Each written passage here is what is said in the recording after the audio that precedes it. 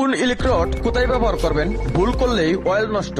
E6013 এটা সবচেয়ে বেশি ব্যবহৃত হয় জেনারেল ইলেকট্রোড, নতুনদের জন্য পারফেক্ট। 70 থেকে 120 এম্পিয়ার হলে এটার ওয়াইলিং অনেক ভালো হয়।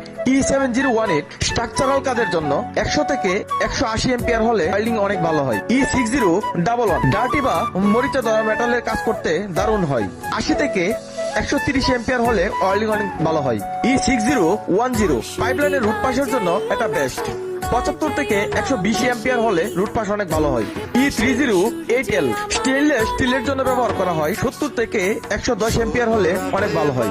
E3009L দুটি ভিন্ন ধাতু জোড়া দিতে ব্যবহার করা হয়। 80 থেকে 130 এম্পিয়ার হলে অনেক ভালো অয়েল হয়। E7024 হাই ডিপোজিশন দ্রুত কাজের জন্য 140 থেকে 220 এম্পিয়ার হলে ওয়েল্ডিং অনেক ভালো হয়।